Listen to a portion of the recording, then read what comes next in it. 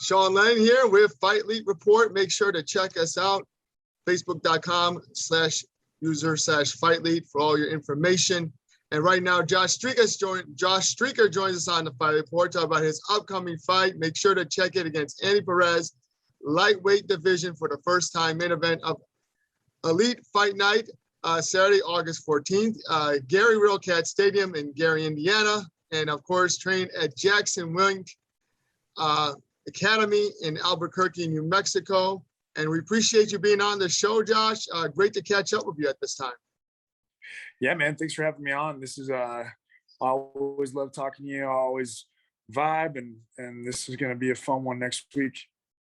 Definitely. We're excited to see you go out there and perform in Gary, Indiana. It's going to be a really exciting fight night.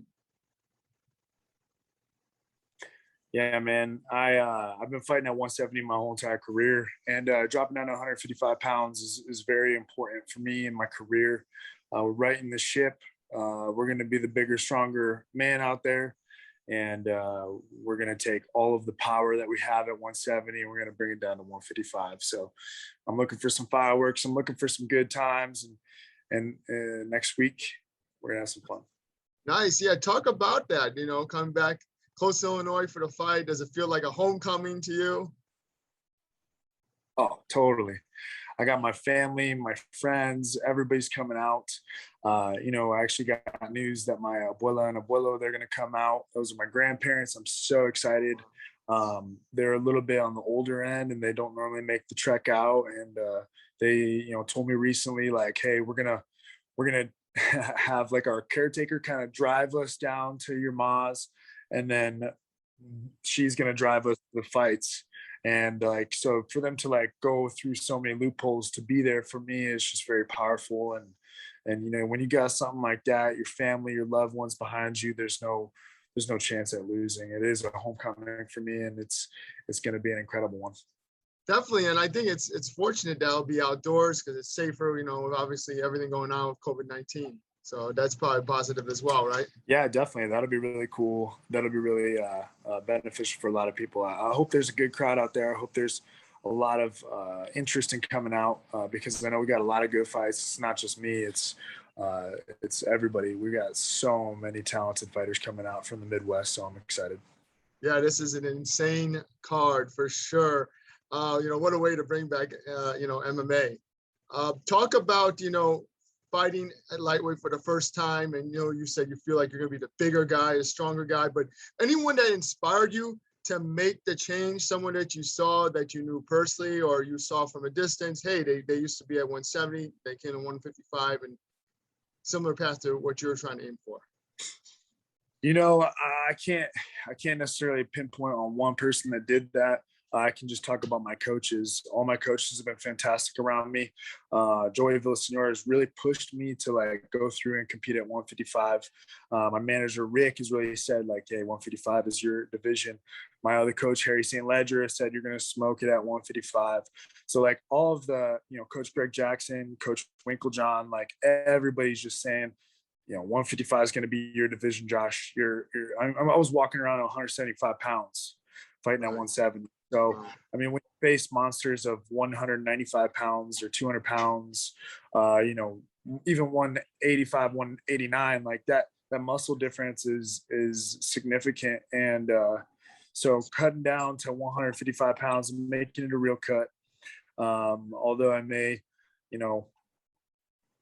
I did it. I did the cut. I did a test weight cut, and I did 5-minute rounds with Coach Brandon Gibson. I feel fantastic at that weight. I think that's going to be my new home, and I think I'm going to run it for a while. My wrestling's getting better. My jiu-jitsu is getting better, and it's going to be my division. I can't wait. Definitely. So it's just a natural change at this point. Nothing feels odd. No, and even when you go through, I have great training partners at Jackson Wink, Donald Lipscomb, John Kuhlman, these up and comers, these hungry, jiu-jitsu black belts. When they're on top of me, it's a lot more challenging. It's difficult to go against them. Aaron Pico's we got these new D1 wrestlers that came in town. So I'm excited, man. These people there's a significant difference when I'm fighting a 155 or a 145 compared to a 170er, at least when I'm training. And I'm excited to take the, I guess you could say, like, physical aspects that I have, the physical traits that I have to 155 pounds. Cause I mean, honestly, I was knocking out 170 pounders. I was knocking out, 5 out of my 6 wins. I have to look back at all my fights, and I may be speaking pretty straight right now, but I rocked or hurt every single one of my opponents in all of my fights. I honestly can't think of a fight where I did not physically hurt them or drop them or make them fear something about me. Like, so I'm excited to do that to my true weight division, my true weight class, keep the strength, keep the power, and go out there and perform. Definitely. And talk about the Elite Fight Night, how excited you are for this big promotion. Oh, I've heard nothing but great things about this. I mean, they are a part of EAFL, right? So the Elite Amateur Fight League. And so they've just added professional MMA to it. So, I mean, if you know anything about it, they were doing something that was like on the cutting edge as far as amateur fights go, and giving these guys like an opportunity to kind of show out for their states. So like the New Mexico Predators, I've got a bunch of friends that were on that team that won the national amateur championship, right?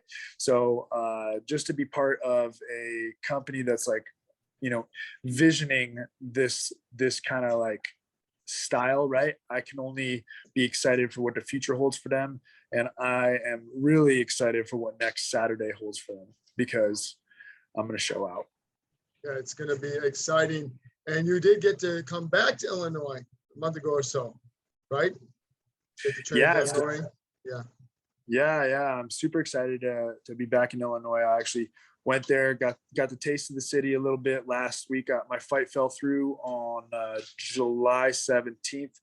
So I've been prepping, I've been ready, I've been grinding for that fight, or what I thought was going to be that fight. I kept my flight. I ended up coming out to Chicago, goofing off out there, and then got to like just see my family and get kind of recharged or re-energized. It's been 2 years since I've been back in Chicago. And so last July, or this past month or whatever, I got to go back out there, get recharged, see my loved ones, see my friends, see everybody, and just, it was the best. It was the best thing for me. And I can't wait until, I get to go back next week. I'm going Thursday to Monday, I'm going to see my loved ones. But truly, first and foremost, we got business to take care of. You know how I do every time I fight, I bring a little bit of electricity about it. I have a smile, just like my Streacker smile. Love it. Yeah. I have a smile when I walk into that cage because I love what I do. My dad always told me, you love what you do, you never work a day in your life. So that's what I'm trying to do. Definitely. And, talk about, obviously your opponent, you had Andy Perez, tough guy, comes from Apex MMA out in Tucson, Arizona. So you're fighting a guy from another high level gym. Yeah, man. The key is that I focus on what I do best and I perform. If I perform and I focus on what I do best, I tend to do the best. When I worry about what they're going to do, when I worry about my opponent's going to do, then I end up tentative, hesitating. Right. And that's not when I perform my best. I perform my best when I act. So I'm going to go out there, I'm going to do me. When I do me, I knock people out. So this will be fun.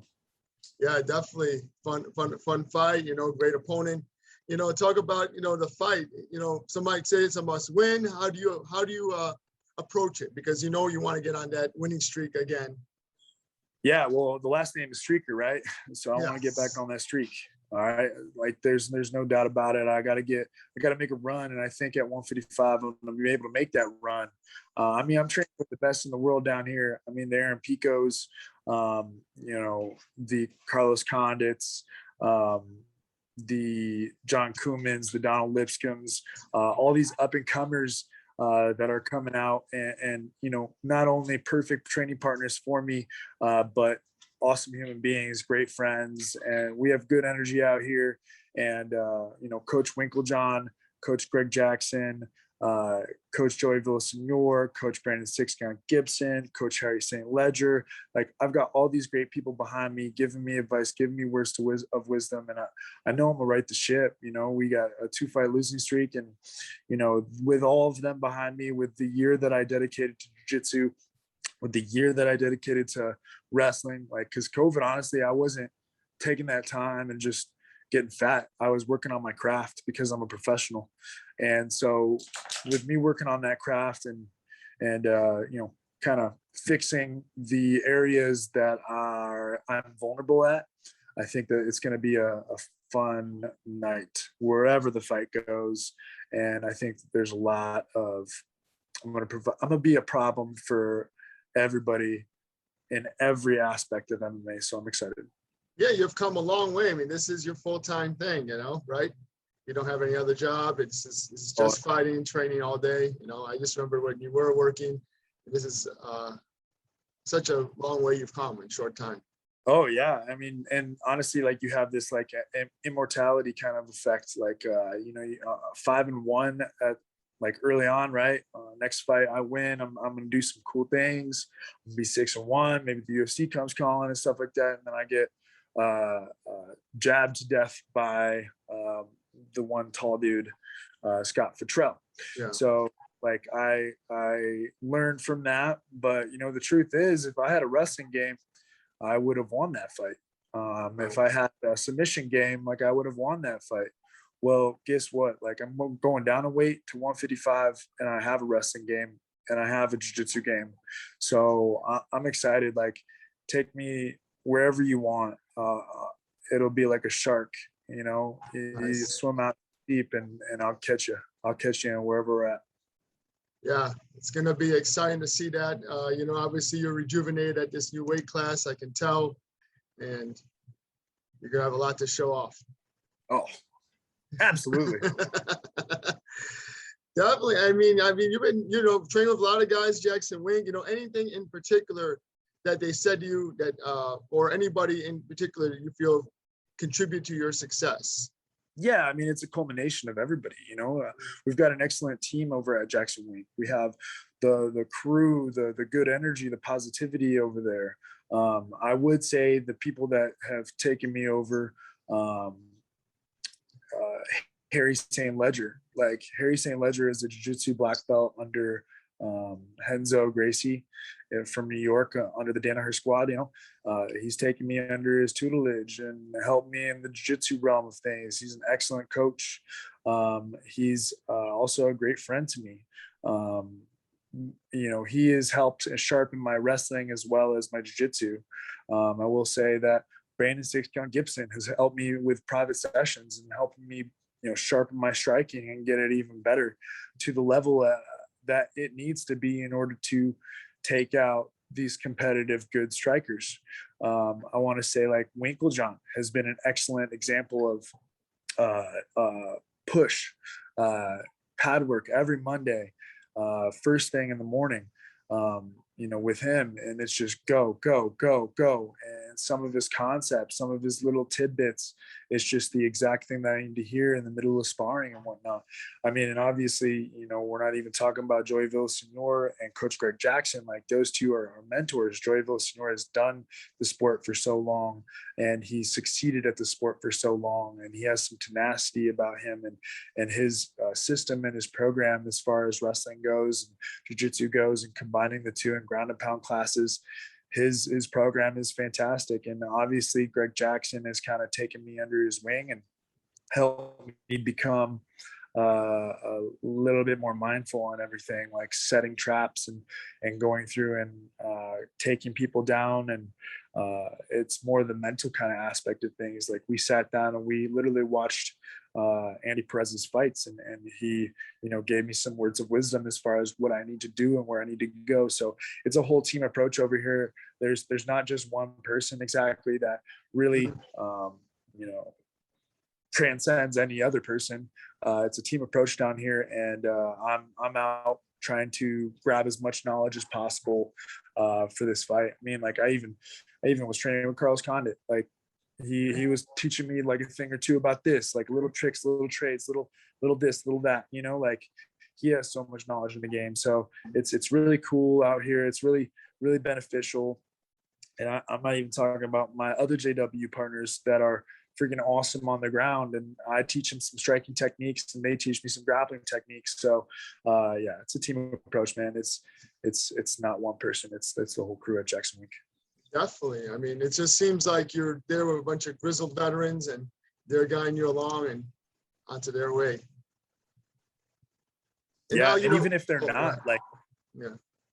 Oh, go ahead. Sorry. No, yeah, even if they're not like veterans in the sport, everybody's a killer at something, right? You don't come down to Jackson Wink just to like, hey, let me see if I'm. No, you are a killer at jiu-jitsu, or you are amazing at striking, or you are great at wrestling. Like, I mean, and then we have those completely, they're good all around, right? People. And I'm trying to be that person now. I have good striking. I want to get even better at striking. I want to get that better wrestling. I want to get that jiu-jitsu down. So, I mean, that's what I've been hustling at. And I want to be that complete fighter, because we all know like the complete fighters are the toughest people to deal with, you know? Yeah, definitely. You know, professional MMA also has the bigger markets now. You know, we have big promotions on UFC, Fight Pass, and just with that, the gym you're with, Jackson Wink, you feel like that exposure, even though you're still working to get to UFC, you may find yourself on a big card on UFC Fight Pass, or you might find yourself in like PFL just because of the gym you're with and your record. Oh yeah. I mean, nowadays, you know, it was really cool was Jorge Masvidal. So Jorge Masvidal like has what, 36 wins and like 15 losses or something crazy like that. You know, albeit he's got like some of the best losses of all time, right? Like split decision losses, but he's got like, you know, when you look at records, he's got a decent amount of losses, you know, and I'm not sitting here saying like, oh, my losses don't count. You know, I got 4 losses. That's real life, you know? My goal is just one fight at a time. It's building that record. But Jorge Masvidal is like the kind of guide to that, right? We you know, we take it one fight at a time. You know, you rack up those W's, and you know what happens is opportunity. You know, like I could be 7-4 fighting for the Contender Series. You know, there's been people on there that are 7-4. It's all about seizing the opportunity when the opportunity comes, and you know that's what I'm excited for, and that's what I'll do. Inevitably, I've been working my game so hard so that if you're a wrestler, cool, I'll wrestle with you and then strike you and knock you out. If you're a jiu-jitsu practitioner, all right, I'll neutralize your submissions and then I'll win the fight. Like I don't see a way. I'm closing up these holes in my game, and I don't see a way people beat me very easily. Definitely. Well, we're excited to see it. Everybody check it out. August 14th, Elite Fight Night is going to be one of the best MMA promotions. So, you know, also talk about Brian Akins. You know, he's returned as well. So I'm sure you're happy for that. You know, your former sparring partner. Man, I'm so excited for Brian. Brian's had such a journey. I mean, with his eyes and whatnot. I know. I actually, when I went back to Chicago in July, you know, you never stop training. So I went out and I sparred with Brian, and Brian looks fantastic. Almost caught me in a guillotine. Like he's prepared. He's prepared. He's working his ass off, and he's so smart. He's so athletic. So I'm excited for him. You know, he didn't choose the route that I chose as far as going to Jackson Wink, but he is a practitioner of the game. He is an artist, and he's going to go out and show out. I hope Tyler Scott's on the card still. I know he's had some issues with finding an opponent, but he's also a homie. We may actually even have some guys from Jackson Wink flying out there. I don't know about the contract situation, but that would be cool. We have Detrell Cazzola. I think he's coming back. He's going to smash some people. That's going to be awesome. His pro debut. I think Chris Eldurte Sanchez is on the card. I could be mistaken with that, but there's so many people. There's so many good things. Brianna, Kristen, she's fighting on the card. Little Pitbull.